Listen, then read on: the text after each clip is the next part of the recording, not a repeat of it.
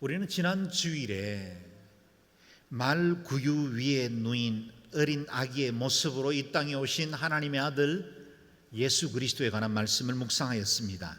요약하면 이렇습니다. 그리스도는 인간의 역사 속 삶의 현장 가운데로 오셨고, 또한 가장 낮은 자리로 오셨으며 열방의 빛으로 오셨다는 사실입니다. 온 천지를 말씀 한마디로 창조하신 그 주님이 인류를 구원하는 일에는 가장 힘겹고 어려운 자리까지 내려오셨고, 철저히 자기를 비워 종의 형체를 가지셨습니다. 그래서 지으신 피조 세계의 일부분이 된 창조주의 헌신이 거기 있었다는 겁니다.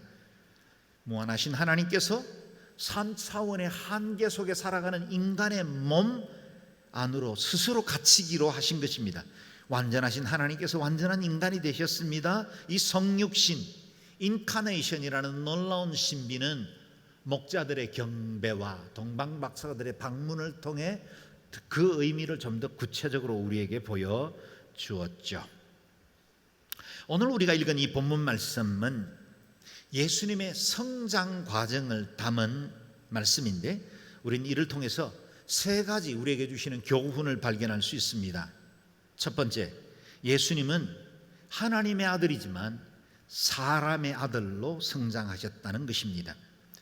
예수님의 유년과 청소년 시기에 관해서 기록된 말씀은 오늘 본문 말씀이 유일합니다. 모든 복음서의 기록은 예수님의 공생애에 집중되어 있고, 그 3년의 기간 중에서도 특별히 마지막 십자가를 지시기 위해서 예루살렘에 올라가시던 그 1주간 동안 대부분의 내용들을 할애하고 있습니다. 그도 그럴 것이 예수 그리스도의 이 땅에 오신 목적과 그 사명을 설명하는 것이 복음서의 주된 목적이기 때문이지요. 그런 의미로 본다면 오늘 예수님의 어린 시절, 유아 시절과 소년 시절에 관한 말씀들이 우리에게 남아있다는 건 우리에게 또한 얼마나 큰 은혜인지요. 가장 인간적인 모습의 예수 그리스도를 오늘 본문을 통해서 발견할 수 있습니다. 먼저 오늘 본문 바로 앞절인 40절을 자막을 통해서 읽어보겠습니다. 시작. 아이는 점점 자라가며 강해지고 지혜가 충만했으며 하나님의 은혜가 그 위에 있었습니다. 예수님의 유년 시절에 관한 말씀입니다. 어린 예수님이 점점 자라가며 강해졌다 그랬습니다. 신체적 성장을 말합니다. 지혜가 충만해졌다고 하십니다. 지적 성장을 말합니다. 사람들과 하나님 앞에 점점 더 사랑스러워 가셨습니다. 하나님의 은혜가 그 위에 머물러 있었습니다. 영적 성장을 말합니다. 52절 말씀은 우리 예수님이 좀 더 성장해서 소년 시절에 있었던 이야기를 정리하고 있습니다. 같이 읽어보죠. 시작. 그리고 예수는 지혜와 키가 점점 더 자라가며 하나님과 사람들로부터 사랑을 받았습니다. 아멘. 지혜도 자라고 키도 자랐습니다.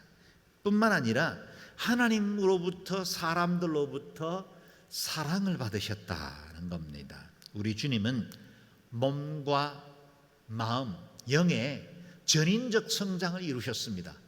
영과 혼과 육이 분리되지 않은 채로 통합된 건강한 인격, 균형 잡힌 인격으로 성장하셨다는 것입니다. 그렇다면 우리 예수님께서 성장하신 이 과정은 하나님의 아들인 분에게만 특별하게 적용되는 것입니까? 그렇지 않습니다. 여기 모인 우리 모든 사람들도 비슷한 성장 과정을 거쳐 여기까지 이르렀고, 지금 우리 자녀들, 손주들도 이와 같은 방법으로 성장하고 있습니다. 다시 말해서 우리 예수님은 특별하고 신비한 몸을 입고 이 땅에서 머물러 계신 것이 아니라 저와 여러분 똑같은 육체를 입고 함께 성장해 나갔다라는 겁니다. 보십시오. 40절에 자라가며, 52절에도 점점 더 자라가며. 시간이 걸렸습니다. 성장의 모든 단계들을 거쳤습니다. 우리가 아이들을 볼 때 때로 갖는 답답함, 언제 성장하지, 언제 철들지 하는 과정들을 예수님도 다 경험하셨다는 겁니다. 모르긴 몰라도 우리 예수님도 얼마간은 개구장이시지 않으셨을까요? 그분은 열정적인 분이었고 밝은 분이었고 언제나 긍정을 말씀하시던 분이기 때문에 그분 안에 있는 에너지가 성장하는 동안 친구들과 아마 개구짓하면서 함께 동네에서 막대치기 하며 놀았으리라 생각합니다. 그러면 우리에게 굉장히 친근하게 와닿죠. 동정녀에게 잉태된 것은 신비한 초자연적 역사이지만 주님이 성장하신 과정은 너무나 평범하고도 보편적인 과정을 겪습니다. 그래서 이렇게 우리 주님은 초자연적인 것과 자연적인 것이 분리되지 않습니다. 기적과 일상의 경계가 없는 분입니다. 그분은 행로에서 권하시기도 하고 배가 고픈 육체적인 자연의 섭리를 따르기도 하셨지만 물 위를 걸으시기도 하고 죽은 지 나흘이나 된 사람을 살려내기도 하시는 초자연적인 역사도 이루십니다. 왜냐하면 그분은 완전한 하나님이시면서 또한 완전한 인간이셨기 때문에 가능한 일이었죠. 오늘 본문처럼 우리 예수님께서 우리와 똑같은 과정을 거쳐 성장하셨다는 것은 저와 여러분에게는 얼마나 공감되는 일이요 또 은혜가 됩니까? 저와 여러분의 성장 과정에 겪었던 모든 일들을 우리 주님께서 친히 체휼하셨고 공감하시면서 우리의 모든 문제들도 가지고 십자가 위로 올라가셨다는 겁니다. 우리가 어리고 젊을 때 미숙하고 부족해서 넘어졌던 죄와 허물도 담당하십니다. 기억하고 싶지 않는 우리의 아픈 과거들, 부끄러운 기억들도 주님의 손에 내어 맡기는 순간 그 십자가에서 깨끗하게 정리됩니다. 내 의지와 상관없이 당한 고통, 트라우마, 사람들로부터 받은 상처, 환경으로부터 눌린 모든 것들로부터 우리가 단절할 수 있는 근거와 이유가 있다면 우리 주님도 똑같은 방법으로 성장한 이후에 십자가를 통해서 우리의 모든 과거들도 도말시켜 주셨다는 사실 때문입니다. 이해하지 못할 일이 없습니다. 지울 수 없는 죄책감이란 존재하지 않습니다. 사랑하는 여러분, 하나님의 은혜를 과소평가하지 마십시오. 인간의 인자는 우리의 모든 죄악을 덮어버리고도 남을 만큼 충분히 큰 사랑이신 줄로 믿습니다. 주님의 십자가는 그 자신의 그 모든 것들을 쏟아부은 성장 과정과 그분의 모든 신성과 인성을 다 쏟아놓은 사건이기 때문에 그곳에서 이루어지는 그 구원은 온 백성 그 어느 누구에게도 제한 없이 흘러갈 수 있는 은혜의 강수가 될 수 있는 것입니다. 그래서 십자가 사건을 나의 대속으로 받아들이는 모든 사람들은 과거로부터 자유로울 수 있습니다. 여러분 아직 기억하시죠? 우리 주님은 잊어버리셨습니다. 여러분 아직도 상처로 되어 있죠. 그래서 그와 비슷한 상황을 만나면 마음들이 어려워지고 불편해지는 것도 사실일 겁니다. 그러나 우리 주님께는 정리가 되었습니다. 할렐루야. 우리 주님께서 이와 같이 이 모든 것들을 담당하셨다는 것은 동시에 지금 성장하고 있는 우리 자녀, 손들의 문제도 주님의 손에 있다는 사실을 깨닫게 합니다. 혹 실수하고 삐뚤어지고 곁길로 가더라도 하나님의 손에 그들이 있습니다. 그리스도께서 우리 아이들을 귀히 여기십니다. 우리 자녀의 아픔도 아시고 상실감도 아시고 요즘처럼 어렵고 힘든 때 막막한 외로움과 두려움도 하나님은 아십니다. 부모된 우리조차 충분히 이해하지 못하고 공감하지 못하더라도 우리 주님은 아시고 기다리시고 받으시고 회복시켜 주실 것입니다. 그러므로 포기하지 마십시오. 우리 주님께 전인적으로 성장할 수 있도록 주님이 그와 같은 성장 과정을 겪었던 것처럼 우리 자녀들이 그같이 아름다운 하나님의 사람으로 세워질 수 있도록 의탁하실 수 있기를 바랍니다. 예수는 지혜와 키가 점점 더 자라가며 하나님과 사람들로부터 사랑을 받았습니다. 이 말씀을 적용해서 축복하십시오. 이렇게 복빌 수 있겠죠. 내 아들과 딸들은 지혜와 키가 점점 더 자라가며 하나님과 사람들로부터 사랑을 받을 것입니다. 아멘. 여러분의 말로 바꿔서 한번 읽어보시겠어요? 갈로 안에 우리 자녀들의 이름을 넣어도 괜찮습니다. 같이 읽겠습니다. 내 아들과 딸들은 지혜와 키가 점점 더 자라가며 하나님과 사람들로부터 사랑을 받을 것입니다. 아멘. 우리 예수님께서 세례 받으실 때 하늘로부터 음성이 들려와서 하늘 아버지께서 친히 인정해 주신 말씀 기억하실 겁니다. 너는 내 사랑하는 아들이라 내가 너를 기뻐하노라. 오늘 그 은혜의 축복이 우리의 자녀들, 우리 손주들에게도 함께 하시기를 주의 이름으로 축원합니다. 아멘. 두 번째, 우리 예수님은 예배와 말씀을 사모하며 성장하셨습니다. 41절 42절 말씀을 읽겠습니다. 시작. 해마다 6월절이 되면 예수의 부모는 예루살렘으로 갔습니다. 예수께서 12살이 되던 해에도 그들은 관례를 따라 절기를 지키러 예루살렘에 올라갔습니다. 아멘. 하나님의 아들을 잉태하고 성장시킨 마리아와 요셉은 경건하고 신실한 부모였습니다. 작은 동리 나사렛에서 목수로 일한다는 건 비천한 직업이기도 했고 수입 변변치 않았을 겁니다. 늘 가난 가운데 살았겠지만 매년 율법이 정한 절기를 지키기 위해서 예루살렘 예배하는 일을 신실하게 지켜왔습니다. 당연히 매 안식일마다 회당에서 말씀을 듣고 신앙생활을 지켜오는 건 너무나 자연스러운 일이었겠죠. 나사렛에서 예루살렘까지 가는 직선거리는 약 120km 정도가 됩니다. 걸어서 이동하면 좋기 사나흘은 걸립니다.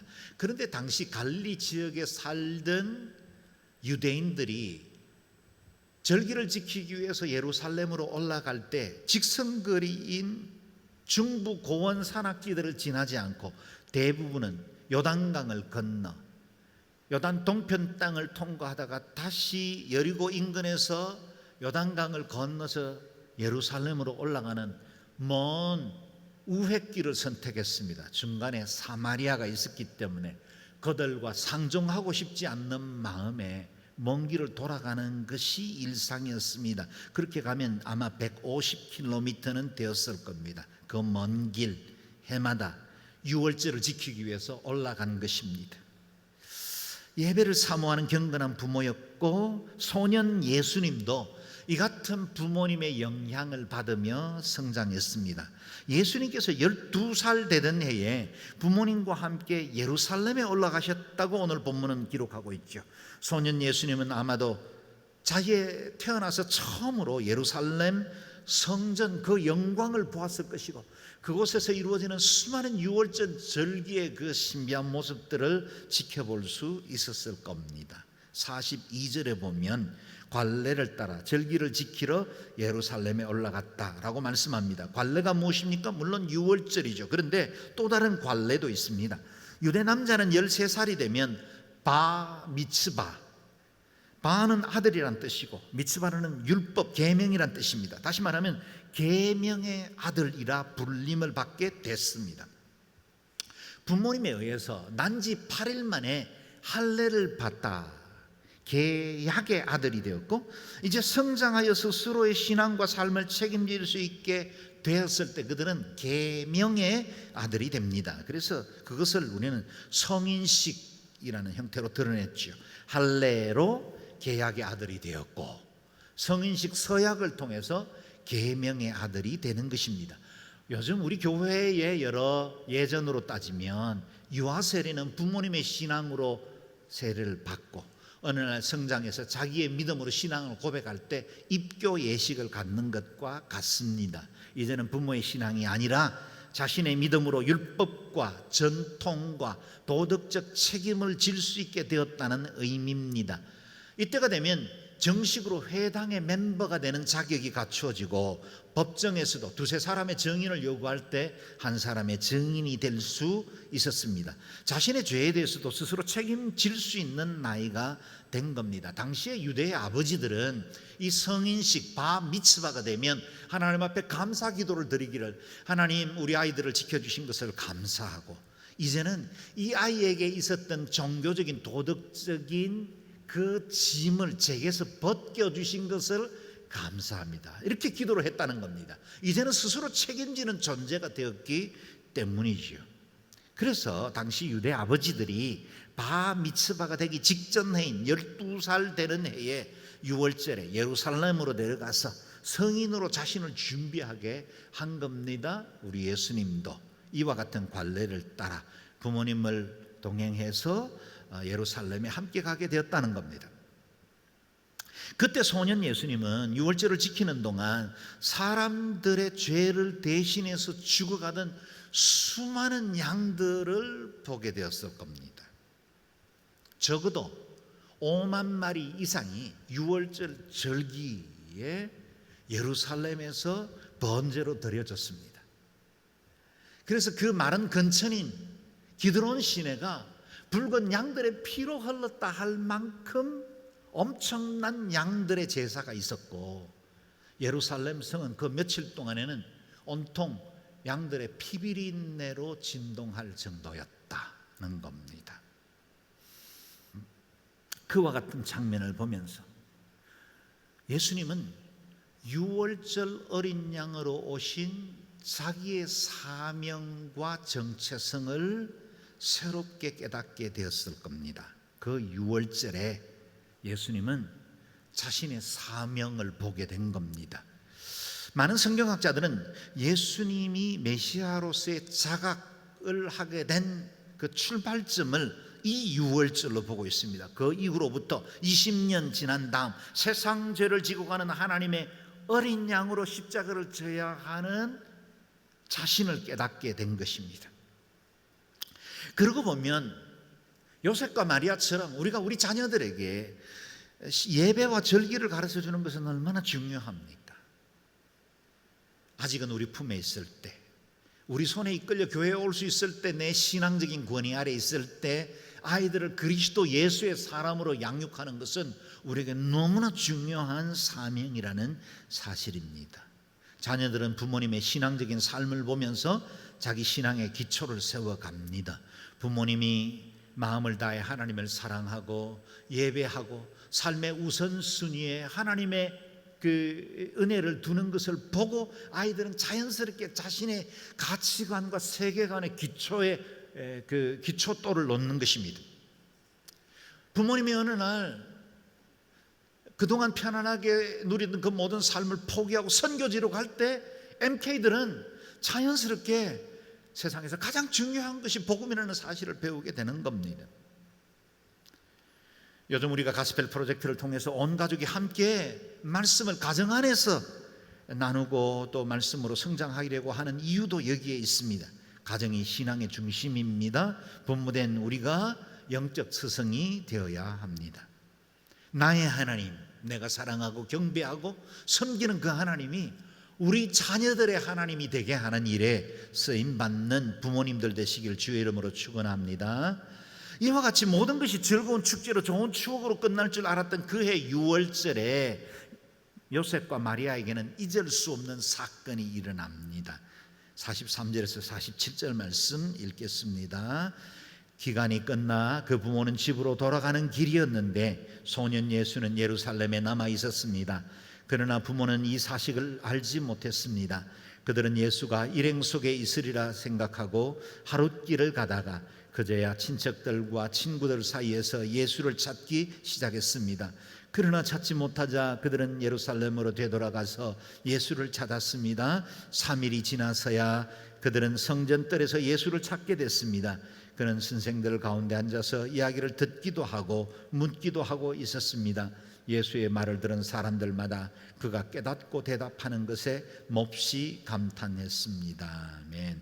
6월절과 한 주간의 무교절을 끝낸 이후에 고향으로 돌아가는 길, 그 길에 이 부모는 예수를 잃어버리고 말았습니다. 요셉과 마리아는 예루살렘을 떠나 집으로 돌아가는 길 하루 여정을 이동한 이후에야 일행 중에 아들 예수가 없다는 사실을 깨닫게 된 겁니다. 아마도 공항이나 공원, 여행 중에 많은 사람들이 있는 중에 잠시 아이를 잃어본 부모님들은 그때 그 당황함이나 불안, 두려움이 얼마나 크다는 것을 잘 알 것입니다. 길지 않는 시간이지만 아이를 되찾기까지는 그야말로 애간장이 다 녹아버리죠. 그런데 요셉과 마리아가 어떻게 하룻길을 가도록 아들이 어디 있는지조차 모를 수 있나 싶습니다. 그러나 당시 유대인들의 풍습을 이해하면 그럴 수 있겠다는 생각이 듭니다. 당시 6월절이 되면 온 동리 사람들이 함께 예루살렘으로 절기를 지키기 위해서 이동하는 것이 상식이었습니다. 며칠씩 걸려 이동해야 하는 먼 길이니 혹이라도 만날 수 있는 질병, 사고, 강도의 위험으로부터 안전하게 이동할 수 있는 방법이었죠. 또 함께 여행하는 중에 신앙의 간증을 나누고 교제하고 시편을 읊조리며 하나님을 찬양하는 절기의 축제를 만끽했을 겁니다. 요즘 우리가 큐티 본문으로 묵상하고 있는 모든 시편에는 부제가 달려있죠. 성전으로 오르며 부르는 노래입니다. 아마도 예수님의 가족들도 나사렛에서 함께 이동하던 이 유대 사람들도 요즘 우리가 지금 묵상하고 있는 이 시편의 말씀들의 일부분을 계속해서 찬양하며 올라가게 되었을 거예요. 그러다 보니 공동체가 함께 움직이면서 아이들은 자기 또래들끼리 움직이고 여자와 남자들은 각각 말이 통하고 마음이 통하는 사람들끼리 335 작은 무리를 이루어 앞서거니 뒤서거니 그렇게 이동했을 겁니다. 요셉과 마리아도 당연히 아들 예수가 친구들과 함께 있는 줄로 알았겠죠. 하룻길 정도를 왔다고 하니 아마도 요단 계곡 어디쯤까지 내려오지 않았을까 싶습니다. 저녁을 먹고 잠자리를 준비할 때쯤에는 비록 노숙이었겠지만 사람들이 다 한자리에 모여야 하는데 아들 예수가 보이지 않는 겁니다. 그래서 친척과 친구들 사이에 예수님을 수소문했지만 그 누구도 본 사람이 없었습니다. 이미 날이 어두워졌습니다. 그 밤에 광야길을 되돌아서 예루살렘에 올라가는 건 불가능하던 시대였습니다. 거의 뜬 눈으로 밤을 지새웠을 것이고 날이 밝아오자 왔던 길 되돌아 예루살렘을 향해 올라갑니다. 요단계곡은 지중해 해수면으로부터 마이너스 400m에 이를 만큼 낮은 저지대입니다. 예루살렘은 지중해 해수면으로부터 플러스 800m가 되는 고지대입니다. 그야말로 예루살렘으로 되돌아가는 그 길은 찬양하며 올라가는 길이 아니라 두려움과 염려로 가득 찬, 그리고 숨을 헐떡이며 힘겹게 오르는 오르막이었을 겁니다. 만나는 사람들에게 수소문하며 행여라도 다른 행렬에 섞여 있지는 않을까 물으면서 올라갔을 겁니다. 하룻길 내려갔고 다시 하룻길 되돌아갔습니다. 그래서 3일째 되는 날 아침에야 성전뜰에서 예수님을 만나게 된 겁니다. 이렇게 애간장을 절이며 찾았던 요셉과 마리아의 마음을 아시는지 모르시는지 예수님은 성전에 모인 당대 율법학자들 랍비들과 함께 토론과 말씀을 나누고 있었습니다.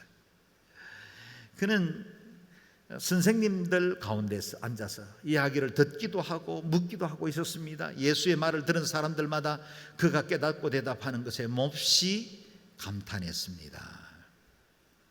6월절을 맞아서 유대 전역뿐만 아니라 전 세계에 흩어져 있던 유다 디아스포라 사람들이 몰려들었을 거고, 특별히 종교적 지도력을 발휘하던 율법학자나 랍비들 그리고 회당 지도자들이 다 예루살렘에 모였을 겁니다. 모였을 때 절기가 끝나면 여러 가지 주제를 가지고 율법에 관해서 토론하고 서로 배우는 귀한 시간을 가졌을 텐데, 이와 같은 무리들이 이곳저곳에서 모일 때 예수님도 그 중에 한 무리에 섞여 그들과 말씀을 나누고 있었다는 겁니다. 아시는 대로 유대인들의 교육법은 우리처럼 일방적으로 목사가 설교하고 앉아서 듣는 형태가 아니라 대부분의 사람들이 335 그룹을 지어서 서로 대화를 통해서 토론을 통해서 익히는 형태가 되어 있습니다. 지금도 이스라엘에 있는 대학 도서관은 다른 어떤 나라의 도서관에서도 볼 수 없는 장면이 펼쳐집니다. 대부분 우리는 도서관에 가면 다른 사람에게 들리지 않도록 조용하게 하는 게 맞잖아요. 그런데 이 이스라엘에 있는 대학 도서관에는 시끌벅적합니다. 그 수많은 책들 사이에 있는 테이블을 사이에 두고 7, 8명, 7, 8명씩 이렇게 앉아서 계속해서 토론을 합니다. 그리고 그 토론은 굉장히 활발하게 진행돼요. 그와 같은 방법을 통해서 학습해 나가는 걸 보면 우리 예수님이 이렇게 앉아있던 그 장면도 비슷하게 이루어졌을 것이라 생각을 합니다. 오늘도 보면 소년 예수님이 그들 사이에서 듣기도 하고 묻기도 하셨습니다. 유대 교육법은 질문을 통해서 이루어지죠. 아이가 학교를 마치고 돌아오면 오늘 뭘 배웠니? 라고 묻지 않고 오늘 뭘 질문했니? 라고 묻는 게 유대 가정입니다. 잘 질문하는 것이 그의 지식과 그의 지혜의 수준을 드러내죠. 우리 예수님도 듣기도 하고 묻기도 했습니다. 12세밖에 되지 않는 소년이 깨달은 것과 그 대답하는 것에 랍비들도 감탄하고 있었다라고 본문은 기록하고 있습니다. 하나님의 지혜로 충만하셨고 무엇보다 말씀에 대한 열정으로 시간 가는 줄 모르고 계셨습니다. 이토록 우리 예수님은 예배와 말씀을 사모하며 성장하셨습니다. 저는 우리 교회 자녀들이 이렇게 말씀을 좋아하고 예배를 사랑하며 성장할 수 있기를 바랍니다. 부모인 우리가 아이들에게 그 모범을 보여주어야 합니다. 세상에서 가장 중요한 것이 무엇인지, 내 인생의 중심이 바로 예배라는 사실을 우리의 삶을 통해서 교훈을 해야 합니다. 우리 교회 안수 집사인 개그우먼 이성미 씨는 아이들에게 성경 가회를 시킨 것으로 유명합니다. 신학생 전도사에게 부탁해 가회를 늘 시켰습니다. 세상 지식을 위해서는 고액을 지불하면서 가회를 시키는 부모들이 우리 아이들의 인생에 가장 중요하고 영혼을 결정할 수 있는 이 하나님의 말씀에 대해서는 가르치지 않는 것이 이성미 씨로서는 이해가 되지 않았던 거예요. 하나님의 말씀이 아이들의 삶의 기초가 되도록 늘 말씀 공부를 시켰다. 아름다운 간증을 들었습니다. 지금도 연예계에서 큰 언니 역할로 많은 후배 연예인들을 전도하고 상담하는 것 결코 우연치 않죠. 그녀 안에 있는 예배와 말씀에 대한 중요성이 얼마나 큰지를 우리가 볼 수 있습니다. 우리 자녀들을 온전한 예배자로 세울 수 있기를 바랍니다. 말씀의 사람으로 세우면 됩니다. 세상 것 조금 부족해도 괜찮습니다. 말씀 위에 인생을 건축해 나가기만 하면 아이들 인생 보증됩니다. 행복합니다. 주의 은혜가 함께 하실 줄로 믿습니다. 세 번째, 예수님을 다시 찾을 곳은 아버지의 집입니다. 48절에서 51절 읽겠습니다. 시작. 그 부모는 예수를 보고 놀랐습니다. 그래서 그의 어머니가 말했습니다. 얘야, 왜 우리에게 이렇게 했느냐? 내 아버지와 내가 얼마나 걱정하며 찾았는지 모른다. 그러자 예수가 말씀하셨습니다. 왜 나를 찾으셨습니까? 내가 마땅히 내 아버지 집에 있어야 하는 줄 모르셨습니까? 그러자 그들은 예수가 하는 말을 깨닫지 못했습니다. 그러고 나서 예수는 부모와 함께 내려가 나사렛으로 돌아가서 부모님께 순종하며 지냈습니다. 예수의 어머니는 이 모든 일을 마음에 간직했습니다. 아멘. 마리아와 예수님 사이의 대화는 좀 어색해 보입니다. 그동안 애타게 아들을 찾았던 마리아가 예수님을 만나자 한편은 안도하고 반가우면서도 한편은 원망하는 마음으로 이야기했을 겁니다. 우리가 얼마나 걱정하며 찾았는지 모른다. 당연하죠. 예수님 만날 때까지 밥이 제대로 넘어갔겠습니까? 잠을 편히 잤겠습니까? 심장이 오그라들고 아마 가슴 졸이며 찾아다녔을 겁니다. 그런데 우리 주님은 뜻밖의 너무나 담담하게 말씀하십니다. 왜 나를 찾으셨습니까? 내가 마땅히 내 아버지 집에 있어야 하는 줄 모르셨습니까? 우리 예수님께서 이 땅에 오셔서 성경에 기록된 말씀으로는 최초의 말씀입니다. 예수님께서 예루살렘 성전에 남아있던 것은 오늘 본문 말씀에 따르면 다분히 의도적이었다는 사실을 알게 됩니다. 물론 부모님을 거역하거나 근심을 끼치려 한 건 아닙니다. 우리 예수님 효자셨어요. 51절 말씀대로 이 일 후에 부모와 함께 내려가 나사렛으로 돌아가 부모님께 순종하며 지내셨습니다. 늘 바르신 분이었습니다. 그렇다면 이 사건을 통해서 우리 주님께서 의도적으로 교훈해야 할 것들이 있었다는 사실을 알 수 있습니다. 예수님은 이 일을 통해 자신이 요셉과 마리아의 아들이기 전에 하나님의 아들로서 감당해야 할 사명이 있음을 가르치신 것입니다. 이제까지는 혈육으로 맺어진 관계였지만 이제는 계명의 아들로, 바 미츠바로, 또 하나님의 아들로서의 정체성을 인지하고 새로운 삶을 시작할 때가 가까이 오고 있다는 사실을 보여준 것입니다. 실제로 마리아는 이 모든 일들을 마음에 깊이 새겼습니다. 예수의 어머니는 이 모든 일을 마음에 간직했습니다. 가브리엘로부터 수태고지를 받고 성령으로 잉태되어 만 9개월을 품에 품고 있다가 베들레헴에서 출생하고 그 이후에 여러 사건들 일어난 것들 어찌 잊을 수가 있겠습니까? 마음에 간직해 왔죠. 내 몸에서 태어나고 자라나고 있지만 자신의 아들로 있을 수 없다는 것을 너무나 잘 알고 있었습니다. 아마 이때 마리아는 예수님께서 하나님의 사역으로 나아가야 할 때가 다가오고 있다는 사실을 깨닫게 되는 계기가 되었을 겁니다. 우리는 우리 자녀들이 내 품에 있을 때 하나님의 사람으로 양육하는 일에 최선을 다해야 합니다. 무엇보다 말씀, 예배하는 일을 소중히 여길 수 있도록 길러야 합니다. 그러나 우리가 어찌할 수 없는 때가 곧 다가옵니다. 우리 아이들에게 주신 고유의 사명과 목적이 있죠. 그 일을 위해서 떠나보내야 할 때도 온다는 겁니다.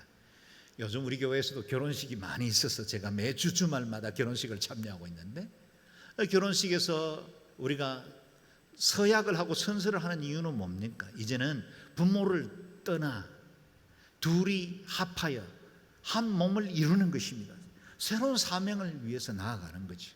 잘 떠나보내는 것이 필요합니다.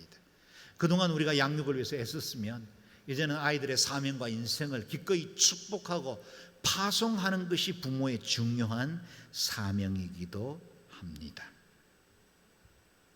오늘 본문에 요셉과 마리아가 예수님을 잃어버렸던 일들을 통해서 우리에게 도전적으로 주어지는 세 개의 질문을 마지막으로 응답하며 마무리하려고 합니다. 물어보겠습니다. 나는 지금 예수님과 함께 동행하고 있습니까? 당연히 함께 하고 있는 줄 알았던 우리 예수님 보이지 않았던 때는 없습니까? 늘 예배하고 성도들 사이에 있다 보니 나는 당연히 주님과 동행하고 있는 줄 알았는데 주님의 임재가 없는 건조한 종교 생활을 반복하고 있지는 않습니까? 혹 고난을 만나 주님이 잘 보이지 않는다면, 혹 세상 즐거움으로 한눈 팔다 보니 예수님이 곁에 계신 것이 느껴지지 않는다면 주님을 찾는 길로 다시 돌아가셔야 합니다. 아무리 멀리 갔어도 되돌아서야 합니다. 가장 중요한 것 잃어버리면 모든 것들이 헛됩니다. 성전을 오르며 부르는 노래 가운데 며칠 전 묵상한 말씀이 있지요. 파수꾼의 깨어있음이 하나님이 함께하지 않으면 허사다. 집을 짓는 자의 수고, 하나님 함께하지 않으면 헛된 일이다. 우리가 아침 일찍 눕고 밤늦게까지 수고하고 애써 땀 흘려 일하는 것 다 헛된 일이다 라는 겁니다. 하나님 안에 계셔야 합니다. 주님과 동행하셔야 합니다. 이것들을 점검하셔야 합니다. 또 묻습니다. 우리 아들, 딸들은 나의 신앙의 여정에 동행하고 있습니까? 내가 오르는 이 예배의 길에 우리 자녀들도 함께 하고 있습니까? 내가 사랑하는 하나님, 우리 아이들도 사랑하고 있는지요? 내가 인생에서 가장 중요하게 여기는 이 일을 우리 자녀들도 그렇게 가치관으로 받아들이고 있는지를 점검해야 합니다. 믿음의 여정의 아들, 딸들이 잘 보이지 않거든 다른 일 다 제쳐두고라도 자녀들의 영혼을 찾아 나서야 합니다. 아이들을 잠시 내 눈 밖에서 벗어났을 때 우리가 그토록 애타며 마음 졸여 찾았던 것처럼 우리 아이들이 믿음에 제대로 서 있지 못하다면 그 무엇보다 우리가 최선을 다해 아이들을 돌이켜야 하고 되찾아야 하고 기도해야 하고 영적 전쟁해야 되고 우리 아이들을 부여잡고 하나님의 사람으로 돌이키는 일에 쓰임받아야 합니다. 다시 한 번 더 물어보겠습니다. 우리가 잃어버린 믿음의 가족은 없습니까? 오늘 공동체 정강 예배를 드리면서 우리의 성도들 가운데 함께 예배하던 믿음의 식구들이 보이지 않는 분은 없을까요? 여러분, 영상으로 예배하기 때문에 안 보이는 일을 말하는 게 아닙니다. 우리는 2달간 교회에 모이지 못한 채로 시간을 보냈습니다. 그 시간 동안 각각 영상으로 예배하는 훈련들을 해왔지요. 그리고 예배가 재개된 이후에 우리 교회 30-40% 정도의 성도들만 교회에 와서 예배를 드리고 있습니다. 나머지 성도들 제대로 예배하고 있을까요? 목사인 저는 염려가 됩니다. 지금도 영상으로 예배하는 성도들이 15분 안팎입니다. 물론 다른 영상들이 많기 때문에 예배하고 있을 거라고 저는 믿고 있습니다. 그러나 혹 우리 주변에 나와 함께 믿음의 여정을 걸어가던 이들이 보이지 않는 그런 영혼들은 아닌가. 목사인 저에게 주님께서 도전하셨고 동시에 저와 여러분이 함께 고민해야 될 일입니다. 여러분의 순식구들은 안녕하십니까? 그들은 이제 믿음으로 잘 서 있습니까? 어디 있든지 예배하는 성도로 살아가고 있습니까? 비대면, 비접촉이 덕목이 되고 있는 시대를 살고 있지만 그리스도 안의 교제와 돌봄은 더욱더 깊어져야 합니다. 사회적 거리는 충분히 2대. 그리스도 안에서 성도들이 서로 교제하고 성령 안에서 맺는 줄로 하나 되게 하는 일은 더욱더 힘써야 합니다. 이전보다 더 애쓰지 않으면 지킬 수 없는 시대가 되었습니다. 모이기를 피하는 어떤 사람들의 습관과 같이 하지 말아야 합니다.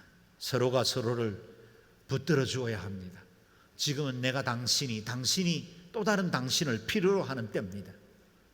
우리가 그리스도 안에서 다시 한번 우리의 믿음을 점검할 시간이 되었습니다. 우리의 예배를 회복합시다. 우리가 먼저 하나님 앞에 바로 섭시다. 동시에 우리 자녀들 주께로 돌이키십시다. 우리 자녀들이 우리와 함께 믿음의 새로운 부흥을 맛보도록 우리 아이들을 믿음의 길로 인도하십시다. 동시에 우리의 믿음의 식구들 서로 사랑으로 돌보고 섬김으로 이 여름에도 공동체는 정강하지만 서로 안에 돌보고 사랑하는 일은 더 깊어지는 귀한 시간 되시기를 주의 이름으로 축원합니다. 아멘. 기도하겠습니다.